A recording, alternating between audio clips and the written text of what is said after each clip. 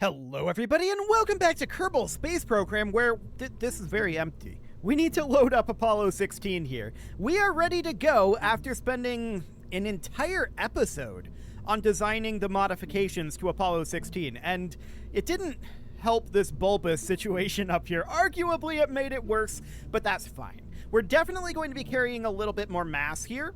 That's for sure, but we tossed a little more fuel in up here as well. That does mean we're not going to get quite as far off of our original booster, but that's absolutely fine too. So this is a test flight. We're going to be bringing Jeb, Bill, and Bob, and we're going to be bringing Billtop, Corby, and Donnie on the next flight, because that will be, well, you know, less of a test. That'll be Apollo 17, and that'll be the final flight of the Apollo series. We're almost done here with the Apollo portion anyway. And from there, we're going to have to move on to, like, Soyuz and early space station construction. That'll be an interesting change of pace for sure. But unfortunately, it's not going to get much more in terms of, you know, landing on stuff. Historically, that hasn't really happened all that much. So that's, you know, kind of sad. But we're going to proceed forward here. We've still got a couple more Apollo missions to do. So let's throttle up, SAS on, and hope that this thing flies okay. We should also double check the staging since we've made some modifications here, but it really shouldn't be affecting the staging at all. So that should be fine. Off we go. Slightly slower off the pad, I'm sure, but we've got plenty of thrust to weight here. This is not really a concern. This rocket was overpowerful for what we had previously, and tacking on that extra little bit of fuel and that rover is not really going to make all that much difference, to be honest. So we're off here. Off to the moon once more. Jeb, Bill, Bob are, well, one of them's excited, anyway. Jeb is honestly looking kind of bored. Well, I understand that, Jeb. It's kind of routine to go to the moon at this point. And to be honest, that is kind of a problem that the original Apollo program did face. People just kind of got bored of it. Sure, the first time you go to the moon, it's really exciting. But the 17th time you go to the moon? Okay, it's not actually the 17th. It's significantly fewer than that.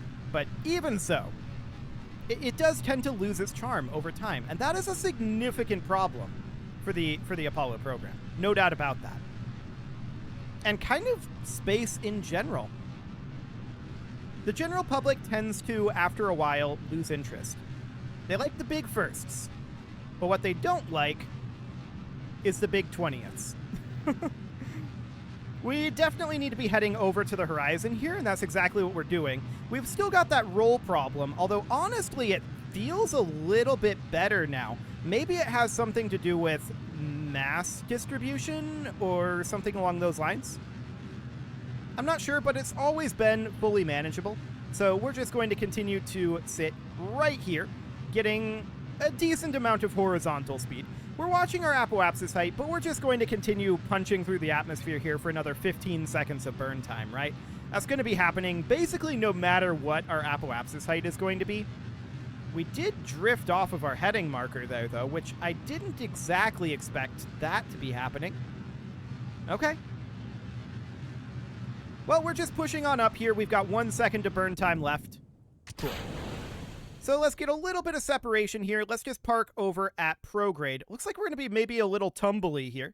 Let's ditch our fairing. That's going to lose a fair amount of weight, and hopefully we'll be able to get this back under control. Definitely once we get into the vacuum of space, we'll be able to make our way back to prograde. It would appear right now our reaction wheels aren't capable of dealing with the atmospheric pressure here, but I'm honestly not too shocked about that one. So that's okay. We can turn on our brakes action group and make sure that these wheels are, you know, not spinning constantly. That might not be the worst thing. Okay, so now we're heading back over towards the prograde marker, and that, of course, is because we're now in vacuum, right? We can grab a magnetometer report here, and we definitely want to be grabbing magnetometer reports wherever we can. We haven't grabbed any of this yet. So that's fine. We're going to keep that, and we're going to collect it up here. Magnetometers are repeatable. So that's absolutely great. Let's get our circularization up. So right about here. There we go. We'll circularize. What is our actual apoapsis? Under 200. Okay.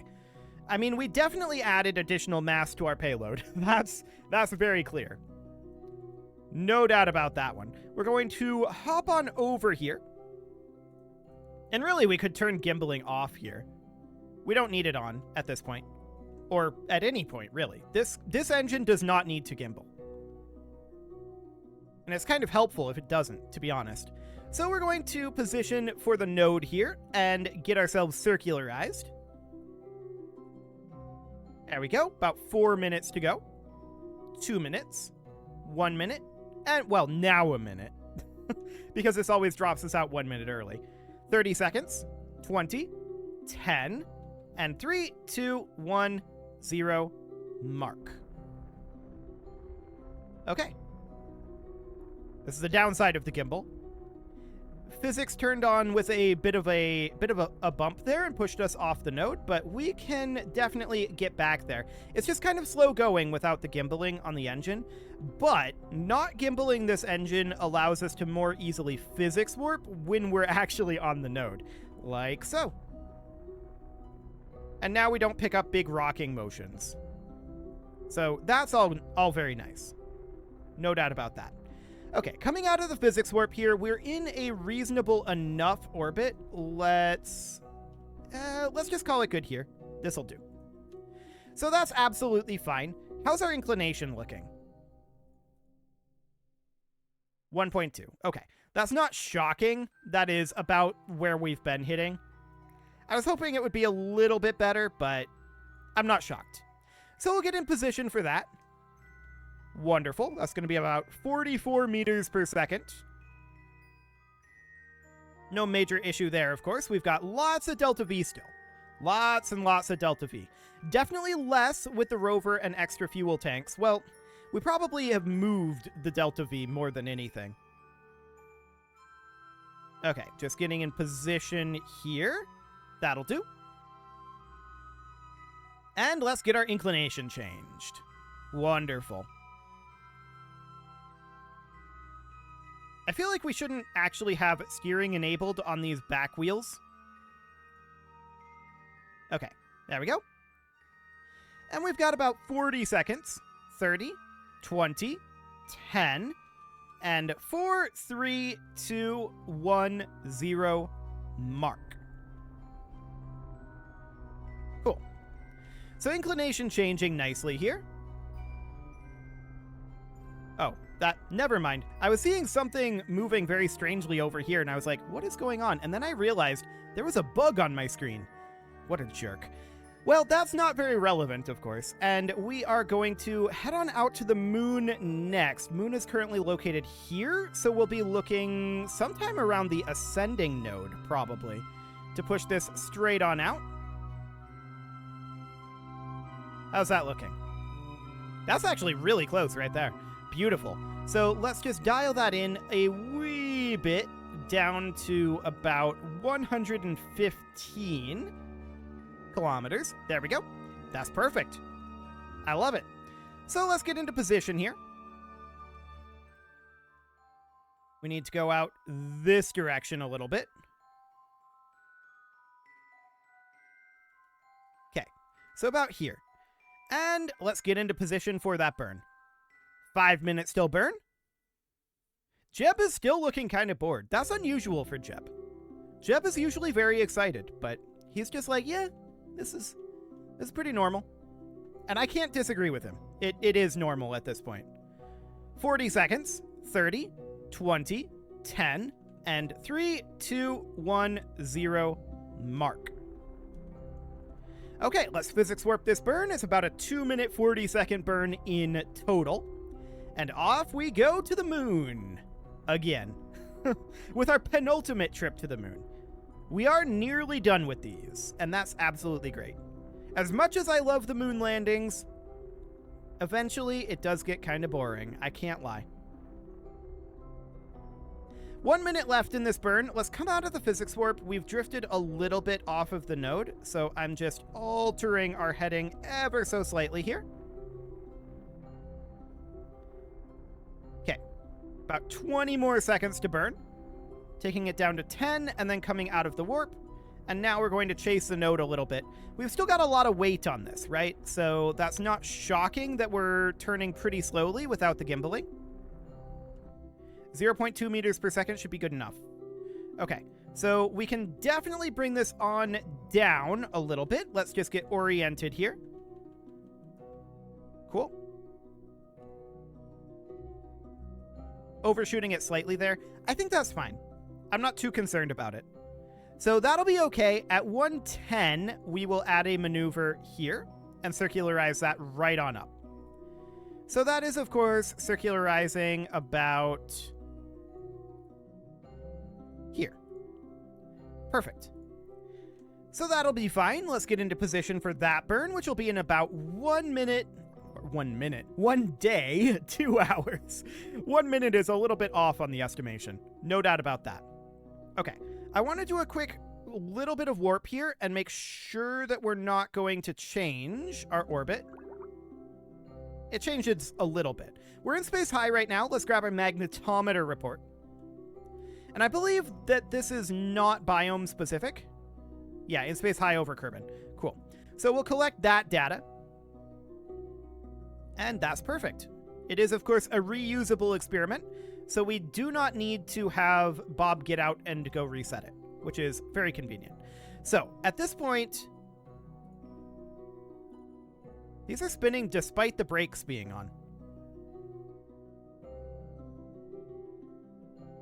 Well, that's certainly interesting. Okay. Well, that's exciting. We're going to have to figure out, let's see, we're spinning this way, and we're spinning this way, and we're spinning this way, and we're spinning this way. So all the wheels are currently spinning the same direction. So that's good. I'm going to, for right now, turn off the motors on these. Oh, that's interesting. It disables both of them on the same side. That shouldn't be the case. Fascinating. Well, regardless, we're going to warp here and head on off to the moon. We can always, if we have to, we can always take the wheels off and put them back on. Like, we can have Bill do some maintenance there if necessary. Well, actually, Bill wouldn't be landing, would he? We need to grab our magnetometer report for in space high over the moon. And we'll definitely grab that. That'll be worth 90 science to us, so that's a solid one. We'll keep that experiment, and we will collect that data. Pure retrograde burn here, and we are going to burn this in about 30 seconds. 20, 10, and 3, 2, 1, 0, mark. Excellent. So, will Bill be on the surface with us? I mean, technically, if we wanted to do something dumb, we could have Bill seated here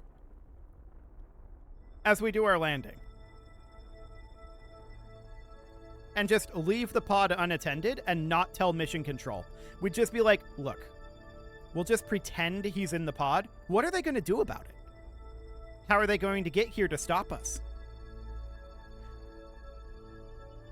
That's an interesting question, to be sure. Okay, we're just bringing this on down here, and let's just get that last little bit of the burn done. This is good enough. We're not very circularized, are we? No, indeed, we are not. Okay, let's correct our orbit here.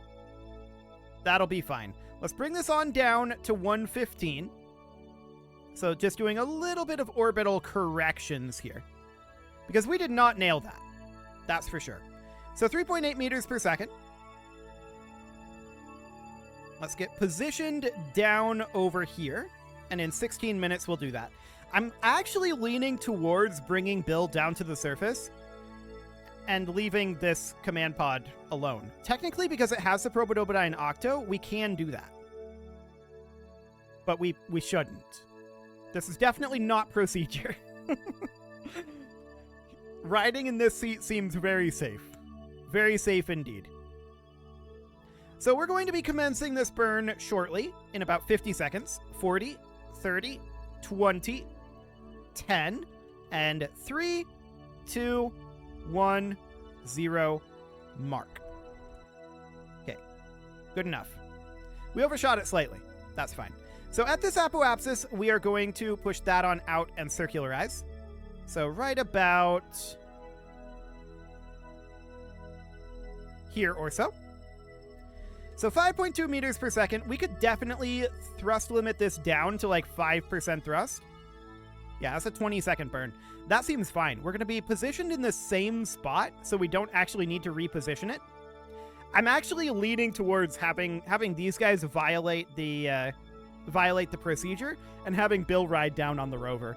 Mostly because I think it's funny, but also because we might need Bill to set up some, or rather to do some repairs on the rover, theoretically. That might end up happening. So, yeah, it's probably something we actually want to do, believe it or not. It's kind of wild. And it's very Kerbal. 30 seconds, 20, 10, and 4, 3, 2, 1, 0, mark. Okay, so we're just going to use our 5% thrust here. We definitely have less fuel than we would have. No doubt about that. But we should have more fuel over here. This fuel should, I think, compensate for the weight of the rover plus the fuel tanks. In theory. Okay. So we're going to call that good. 113 instead of 115. But honestly, these guys are kind of flying by the seat of their pants anyway, right? So that's fine. We're going to have Jeb and Bob follow procedure. They're going to transfer on over... Actually, no, don't EVA, Jeb. Stop it. We're going to have you transfer on over to the MEM. Out of curiosity, if we do this, how do we get Bob back? He would have to attach a seat up here somewhere. Or maybe like over here, right? So he would have to detach one of these seats and attach it over here so he had a seat to ride back on.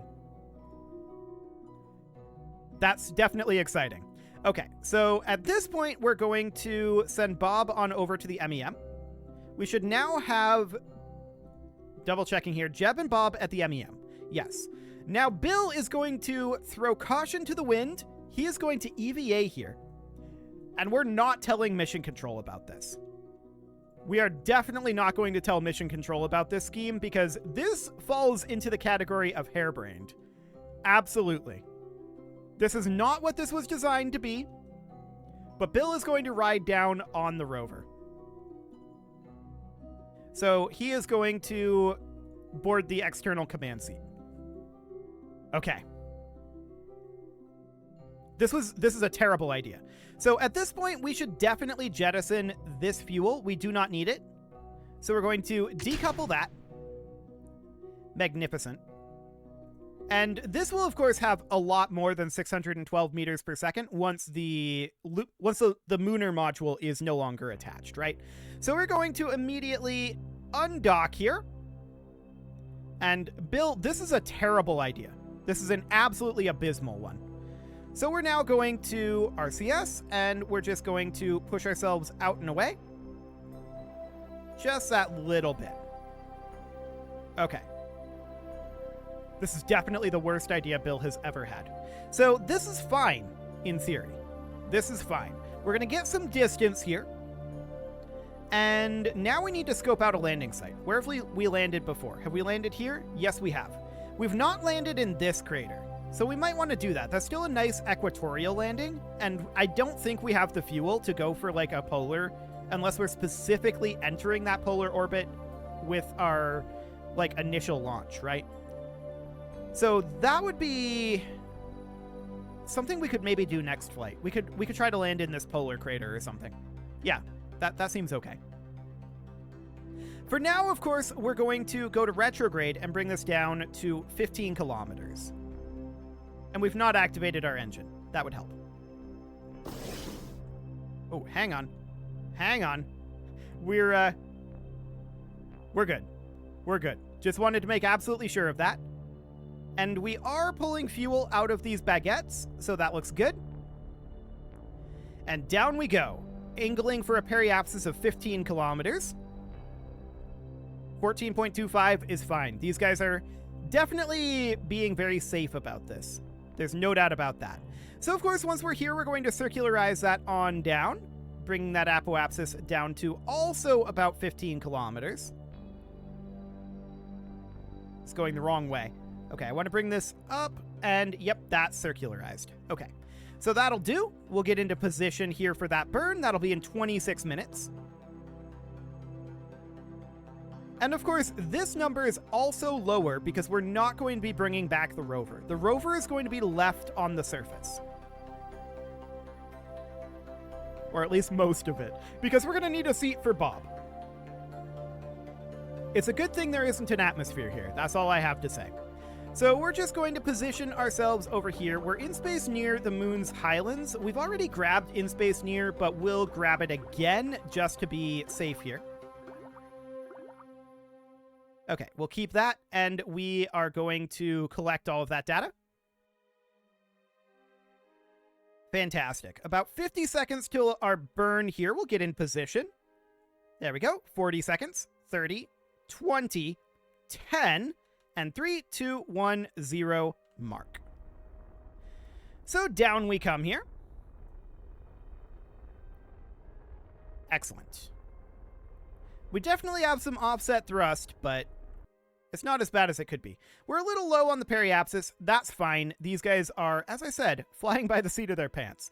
So we're going to be landing in this crater here. So I want to bring our inclination up a bit and then bring it on down to be angling about there or so. Cool. Just double checking. It seems like we should have been in this crater before, but apparently we haven't. So I guess that's fine. We're going to position for this burn, which is going to be in about 50 seconds here. There we go. And I don't want to go to retrograde. Stop it. Thank you. Cool. So we've got about 40 seconds until this burn. 30, 20, 10, and 4, 3, 2, 1, 0, mark. Excellent. We've definitely got a little bit more rocking going on at this point. There's no doubt about that.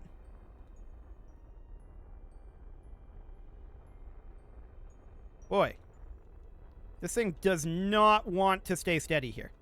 Okay, that could be potentially problematic, but it's probably fine.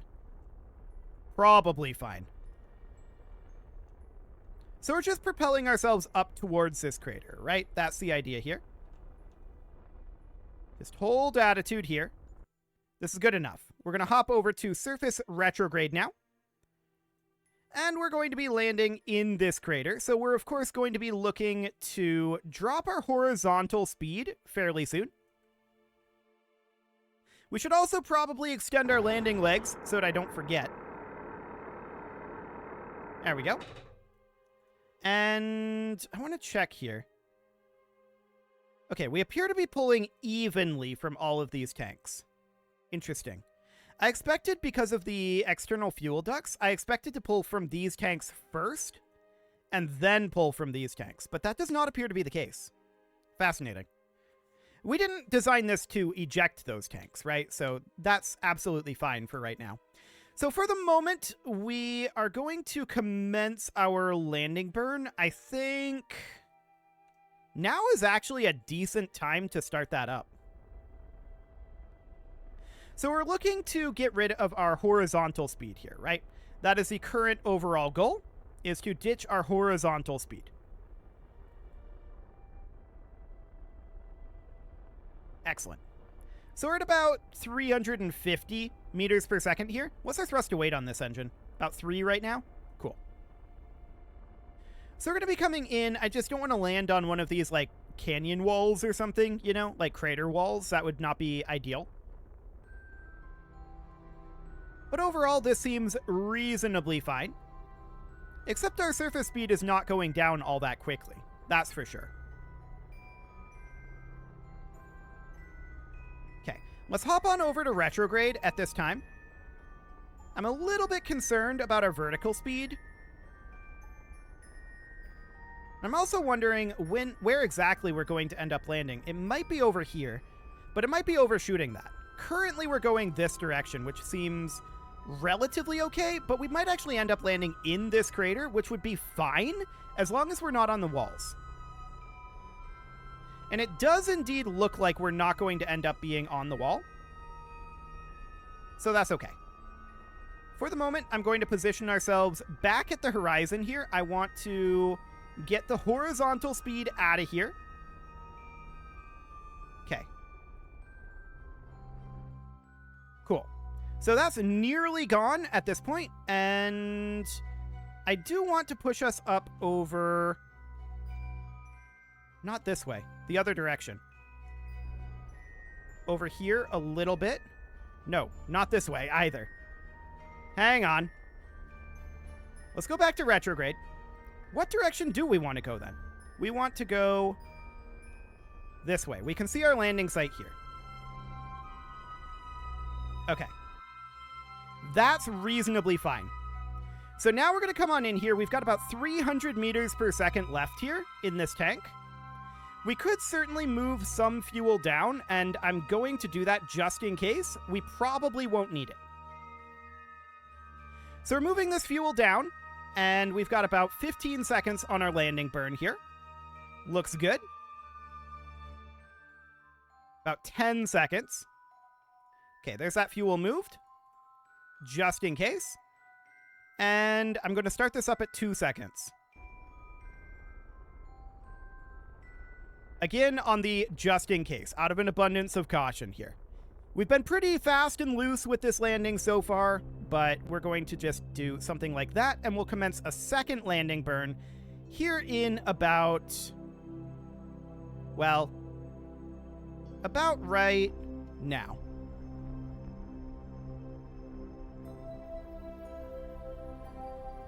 Okay. We're definitely picking up a lot of movement on this, no doubt about that. But we're just going to do this a bit more manually now. About 7 meters per second here. This thing still likes to rock around a lot. Okay, let's let this accelerate a little bit. Cool. And back into deceleration. We're definitely picking up a little bit of horizontal speed here, which I'm working on getting rid of a bit. But this thing is fairly unstable, actually. I don't know if you can tell, but it's quite unstable. Okay. Cool. And we're probably going to be sliding here for a bit. Actually, no, this is relatively fine. Okay, we managed to land with Bob here. This is going to be interesting getting around in this crater, for sure. We're going to need to move this fuel back up. So we're going to do exactly that. And next episode, we're going to do our science-y stuff. So that is absolutely fine. We're going to need to move a little bit more up, but it's basically none. Okay, I don't actually care about this. There we go. So we did have a little bit of fuel left over, as expected, and that is fine. It is time to put a cut in here, so I'm going to go ahead and do that. And next episode, we're going to get all of our data from here in the East Farside crater, and we're also going to use our rover to possibly go up over here and get some data from up there as well. You can leave your offerings to the engagement gods in the form of likes, comments, subscribes, and bell ringings, and a very special thank you to all of the channel members for making this video possible, including ALS Gamer, Shadow Wolf, Andy McGar, Spartan News, Nick Smarty, Dimitri H, Punching the Microphone, Soccerman12 UK, Kentogan, and all the rest. And of course, you. Thank you for watching. If you'd like to support the channel, you can click the join button down below the video, and as always, I will see you all next time.